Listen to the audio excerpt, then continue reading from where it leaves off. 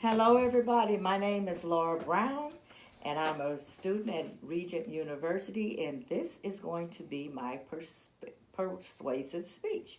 So I hope you enjoy it. I have my family here to listen to me. I have some information for you, and it just might do you some good. So I'm going to scoot them off, and let's get started.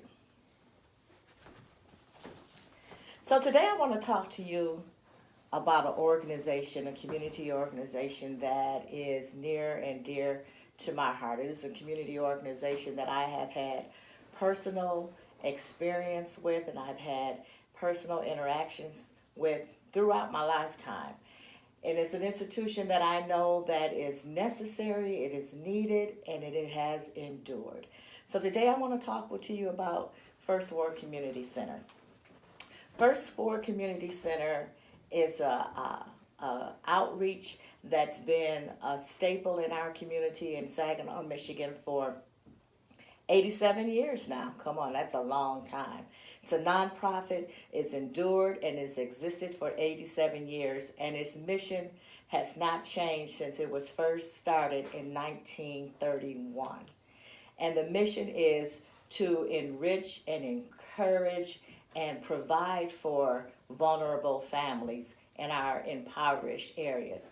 When First Ward Community Center was established in 1931, it was established in an area that at that time was called Daniels Heights. Daniels Heights is a project area where low-income families resided, mostly headed by single moms, and there were various issues that needed to be addressed so that the families could be strengthened and become viable. Because First Ward Community Center's main mission at that time was to stabilize the family by stabilizing the youth, giving the youth a stable environment to build upon, even while their position was one of poverty. So they began to come together and establish some programs that were proven to be able to help families who were in an impoverished state. Research tells us that resiliency, to make a child have resiliency and be able to overcome adverse situations and adverse circumstances, it takes a stable, at least one stable parent in the household. And First Ward Community Center focused on enriching and strengthening the one stable parent that was in the household, so then that stable parent could help the child to overcome the problems that were already inherent in their situation. And they did this through various programs. I lived in that ward at a point in my life. And the one thing that they focused on that helped so many children that a lot of people don't understand or know that influences the success of the child was recreation, culture, and arts activities. And they focused on all of those activities so well. Not just sporting activities, but there were the activities of learning to go to eat somewhere, out from your neighborhood, or learning how to knit, or learning how to, create craft projects, or dance programs where you would learn to dance, different types of dance, and go to different areas and learn how to present yourself on stage, building self-esteem and confidence and etiquette well beyond the area where they were living. And it has endured over the years and strengthened so many families, and the need has not subsided. It has not gone away. Research also tells us that poverty can limit a child's ability to learn and prevents the ability to overcome.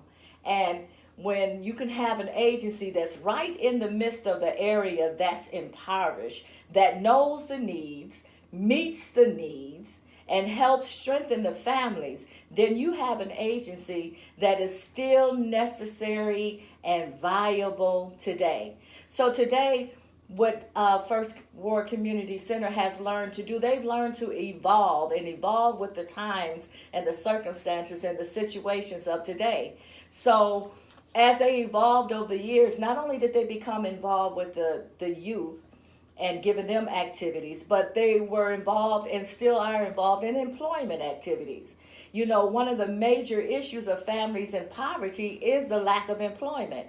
So First Ward Community Center has over the years built collaborations and alliances with jobs and companies that provide living wage jobs, not just minimum wage jobs or just below the poverty level jobs, but living wage jobs. So they provide collaborations with different companies, but they also provide the job seekers, the applicants, with hard skills training, soft skills training, provide them with resources that can give them the clothing to go to the interviews. They provide them with transportation issues. They help alleviate those type of things.